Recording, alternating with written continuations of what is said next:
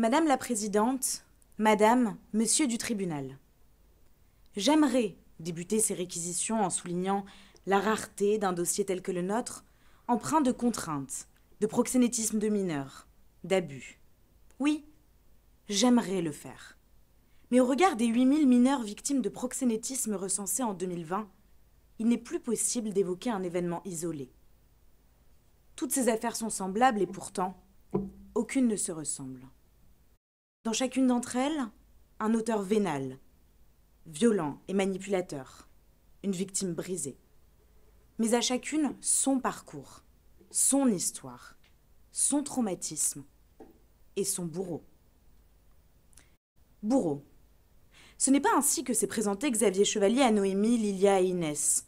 Il se présente comme Andy. Il a 30 ans, il est célèbre sur Instagram, il est drôle, charismatique, accessible et présent pour ses fans. Si 6 millions d'abonnés l'adulent et le suivent au quotidien, comment ne pas se sentir flattée d'être séduite par lui? Comment ne pas se sentir en confiance après des semaines de discussions, de confidences, d'échanges amoureux? Comment dire non quand cet homme qui vous aime vous demande de lui envoyer des photos, puis des vidéos, puis de rencontrer des hommes inconnus? Comment dire non? Ces premiers éléments dressent le contexte des faits qui sont aujourd'hui reprochés à Xavier Chevalier ainsi qu'à Paul Michel et à la société Modèle Sexe qu'il représente. J'examinerai successivement la culpabilité de chacun de ces trois prévenus. D'une part, et relativement à Noémie, âgée de 14 ans lors des faits, M. Chevalier est renvoyé devant vous aujourd'hui pour des faits de corruption de mineurs aggravés et de transmission de l'image d'un mineur à caractère pornographique aggravé. D'autre part, il est renvoyé pour des faits de traite des êtres humains, simples relativement à Inès, et aggravés relativement à Lilia, mineure de 17 ans au moment des faits. Si les infractions pour lesquelles M. Chevalier est poursuivi sont nombreuses et variées, son mode opératoire ne l'est pas. M. Chevalier, fort de sa notoriété, est méthodique. Il examine le profil de ses nombreuses fans à la recherche de victimes vulnérables. Cette vulnérabilité est évidemment liée à l'âge, mais il ne se contente pas de s'attaquer à des femmes jeunes, non. Grâce à la transparence des réseaux sociaux, il contacte des jeunes femmes repérées comme fragiles, en quête d'affection, puis façonne fallacieusement un espace de confiance. Subrepticement, le ton change. De la discussion, on passe à la séduction, tel qu'en témoignent les très nombreux messages versés au dossier. « Je pense à toi.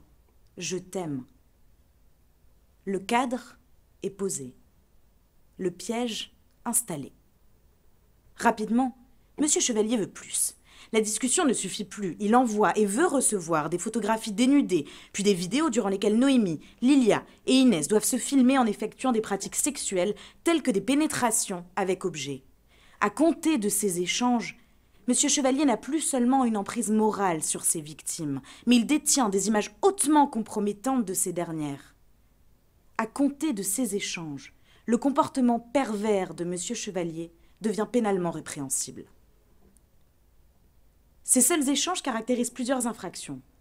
La corruption de mineurs aggravée désigne un comportement visant à éveiller les pulsions sexuelles d'un mineur de 15 ans. Qu'est-ce qu'un mineur de moins de 15 ans? Une mineure de moins de 15 ans, de 14 ans comme Noémie, elle est en 3e et elle s'inquiète pour le brevet des collèges. Mais pour M. Chevalier, une mineure de 15 ans doit se masturber et se pénétrer à l'aide d'objets variés devant une caméra et les lui envoyer pour qu'il puisse satisfaire son plaisir. Ces comportements, qui visent de façon évidente à sexualiser une mineure de 14 ans, caractérisent l'infraction de corruption de mineurs aggravée dont M. Chevalier se rend ainsi coupable. Cependant, Xavier Chevalier ne s'est pas contenté d'accumuler ces images et vidéos, puisque son objectif n'est pas seulement sexuel, il est vénal. Ainsi, après avoir promis aux jeunes femmes de garder le matériel pornographique pour son usage personnel, il s'est empressé de mettre en ligne les dites vidéos et images sur diverses plateformes, lui rapportant la somme de 150 000 € en 22 mois. En agissant ainsi, M. Chevalier se rend coupable de l'infraction de transmission de l'image pornographique de cette mineure aggravée par leur diffusion sur des plateformes en ligne.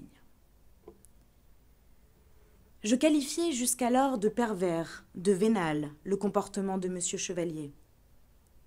Pour la suite des faits, relatif uniquement à Lilia et à Inès, j'emploierai le terme de sordide. Comment décrire autrement le fait de poster, à leur insu, des photos de ces victimes en proposant des actes sexuels, en mentant sur leur âge, puis en les menaçant, afin qu'elles se rendent à des rendez-vous et aient des relations sexuelles tarifées avec des clients? Pour lui, un marché extrêmement rentable, le tout lui ayant rapporté 110 000 euros. Pour elle, un cauchemar. Et ce cauchemar, en droit pénal, il a un nom. C'est la traite des êtres humains. Cette infraction protège la valeur sociale qu'est la dignité des êtres humains. Elle désigne notamment le fait de recruter des victimes en les menaçant ou en abusant de leur vulnérabilité afin d'ensuite pouvoir les exploiter dans une organisation proxénète. En l'espèce, M. Chevalier aurait pu se contenter de séduire des jeunes filles, mais il a voulu entamer de fausses relations avec elles pour obtenir des vidéos sexuelles et ainsi opérer un recrutement. Il aurait pu ensuite se contenter de quémander des vidéos à caractère pornographique, mais il a choisi de les poster en tant qu'annonce de prostitution. Et il aurait pu enfin se contenter de mettre des jeunes femmes à la disposition d'hommes lubriques en leur faisant miroiter des revenus, mais il a choisi d'en faire des esclaves, contraintes d'avoir des relations sexuelles sans aucune contrepartie. Dans l'horreur et l'exploitation sexuelle, M. Chevalier a toujours su aller plus loin. Il est parvenu, en les menaçant et en abusant de leur vulnérabilité, à réduire Lilia et Inès à un état de servitude totale. Elles étaient ses objets, à tel point qu'elles en sont venues à se prostituer pour lui. Seule l'infraction de traite des êtres humains permet d'englober l'ensemble de ces comportements et je vous demanderai de déclarer M. Chevalier coupable de cette infraction, aggravée en l'espèce au regard de la minorité de Lilia. Cette infraction de traite des êtres humains, comprenant des faits de proxénétisme, n'est cependant pas l'œuvre du seul Xavier Chevalier. En effet, sans client, aucun proxénétisme. Et sans annonce en ligne, pas de client. Le cyberproxénétisme, véritable fléau de notre siècle, donne lieu à l'intervention de nouveaux acteurs dans les chaînes de proxénétisme et il nous revient collectivement de nommer, de reconnaître ces proxénètes des temps modernes. Dans notre cas, il s'agit de s'intéresser à la responsabilité pénale de la société Model Sex, représentée par Paul Michel, renvoyés tous deux devant vous pour des faits de proxénétisme aggravé. Monsieur Michel collecte via son site internet les annonces postées par Xavier Chevalier et il propose des tarifs préférentiels pour des services sexuels. J'insiste, il ne se contente pas d'héberger ces données. Il en prend connaissance et les met en valeur sur son site. Comment soutenir l'ignorance de Paul Michel alors qu'il était payé spécifiquement pour que des annonces de prostitution soient régulièrement remontées en première page de son site? Impossible. Que personne ne soit leurré par l'appellation d'escorting dont s'affuble le site Model Sex. Quand une annonce contient des photos pornographiques et propose des services sexuels réels, il est vain d'invoquer une quelconque méconnaissance des véritables services proposés. On ne vend pas de la compagnie. On vend des corps. On vend des femmes. On vend des enfants. On vend de l'exploitation sexuelle. Ainsi, en assistant à la prostitution d'autrui par le biais de ces annonces prostitutionnelles qu'il postait et mettait en avant, Paul Michel s'est rendu coupable du délit de proxénétisme, aggravé au regard de la minorité de Lilia. Et par conséquence, il engage non seulement sa propre responsabilité pénale, mais également celle de la société Model Sex, dont il est le représentant légal et pour le compte de laquelle il agissait. Une fois ces culpabilités établies, se pose l'inévitable question de la peine. On ne naît pas femme, disait Simone de Beauvoir. Je dis aujourd'hui qu'on ne naît pas prostituée, on est contrainte à le devenir, à force de manipulation, de mensonges, de violence. Et ces agissements-là sont ceux qu'il faut punir aujourd'hui. La loi pénale nous guide en fixant le maximum légal de 10 ans d'emprisonnement au regard des infractions poursuivies et en imposant la personnalisation de la peine.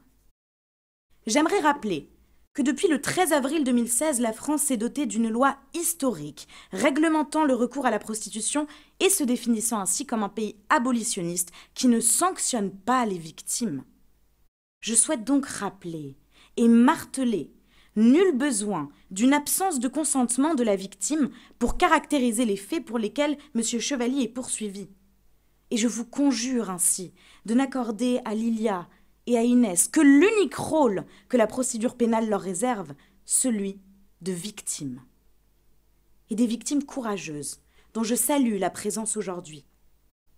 Des victimes dont la bravoure a permis de faire l'impensable, survivre, témoigner, traduire en justice. Cette persévérance nous oblige. Les prévenus ont volé à ces jeunes femmes leur jeunesse, leur sexualité, leur sécurité, et chaque perspective qu'elles parviennent à se construire aujourd'hui, elles ne le doivent qu'à un combat perpétuel contre le souvenir des sévices imposés. Voilà les agissements de M. Chevalier. Voilà les agissements de M. Michel. Et voilà enfin la réalité de la corruption et de la prostitution de jeunes femmes.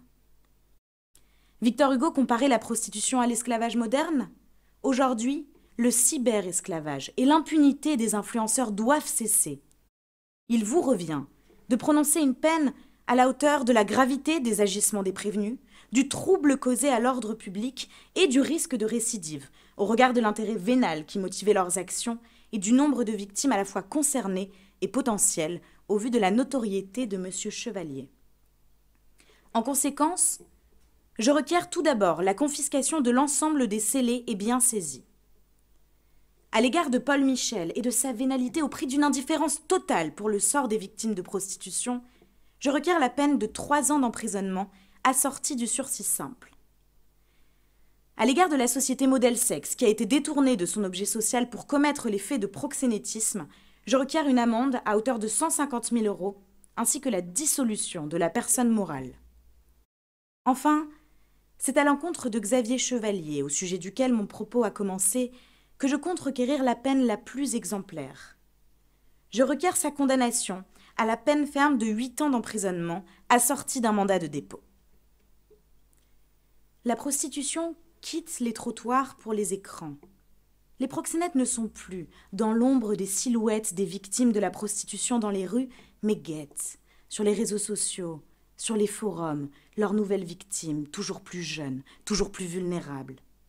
Aujourd'hui, Madame la Présidente, Madame, Monsieur du tribunal, prenez une décision qui haut et fort soulignera que non, l'exploitation sexuelle ne trompe personne et que la valeur sociale fondamentale qu'est la dignité de la personne humaine est et sera toujours protégée par la justice française. Je vous remercie.